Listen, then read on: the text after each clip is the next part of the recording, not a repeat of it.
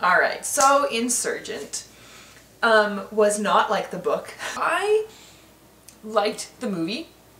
I think I liked it better than Divergent, and here's why.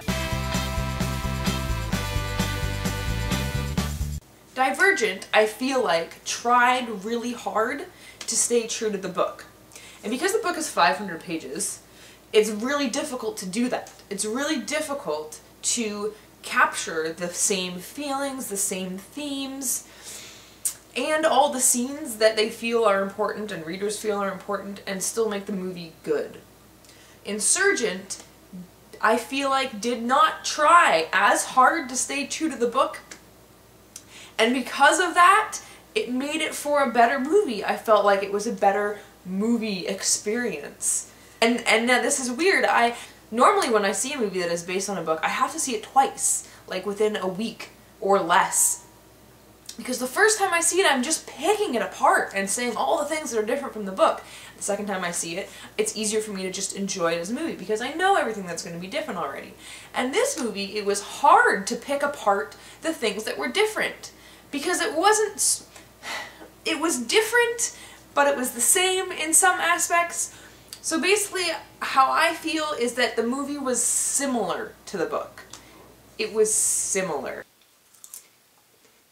Making it similar did a really good job. See, for example, movies like The Hunger Games and Catching Fire, especially Catching Fire, which I felt like did a really good job of not even changing things or having to only keep it similar in order to keep it good. Catching Fire is only 300 pages or so, and Insurgent is like 520 or something, so it's a bigger book to condense, right? So I feel like it's more difficult to stay as true to the book as like a movie like Catching Fire or The Fault in Our Stars, because there's less that you have to go through and less that you feel like you need to keep in the movie. Obviously, the main point that bugged me was the box shit.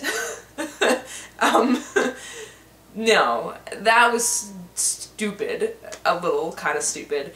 But then the things that with the box made it similar to the book still was the Sims. Triss in the book still went through Sims, it was just for different reasons. It was because Janine was trying to figure out how she can create these Sims to control the Divergence, not that she needed Divergence to open a box and you needed to go through Sims in order to do it.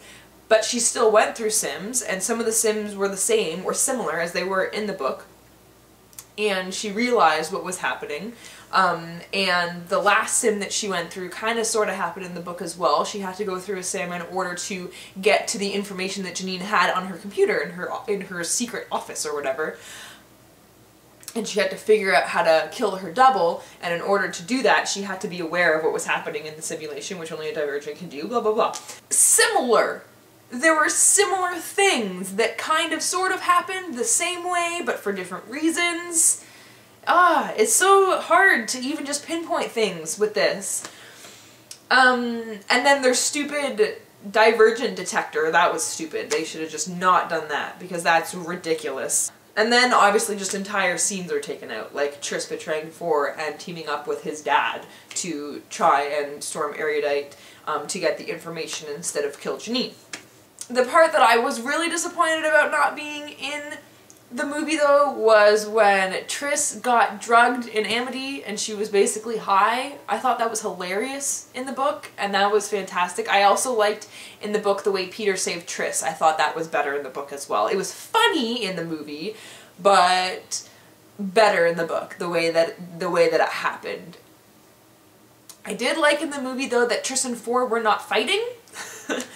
Because that kind of got annoying and I felt really bad for Triss, which is funny because the first time I read Insurgent I hated Triss, and I was like, oh my god, Triss, you're being ridiculous. And then the second time I read it I was like, 4, you're being so unreasonable, like Triss has been through so much, like frig! Be there for her! So I liked that there was no fighting. The other part that I thought was a little weird was, in the book they ended up going back to Dauntless, and that's when the 3 people were going to jump off the ledge. And Triss saved Hector, but then she saved Christina in the movie. But what I was confused about that was, were they back in Dauntless in the movie, or were they somewhere else? Because they were in candor, and then all of a sudden they were somewhere else, and that happened way too fast. I did like 4 better in this, a lot better than in the first one. I'm not sure what it was about it. Maybe he's just growing on me, or just because I don't know what it was, but I really liked him a lot more. I feel like he was, I don't know what the word is for, I feel like he wasn't so chiseled in this one. I don't know what, he just seemed a little bit softer, because that's what I really liked about 4 in the books. He was this scary guy, but he wasn't like this big, huge, giant, roughy, toughy guy. He didn't have a big, huge, giant, tough exterior on his own. He just acted that way. He was not, you know, and so he seemed, I feel like he seemed a little bit more like the 4 in the book, in the movie, in this one. I liked how hippie they made Amity. I thought that was kind of funny. How like they even slept outside and everything. Everything was just hippie and fantastic. I feel like the movie was different, yet it was the same, but in different ways to keep it the same.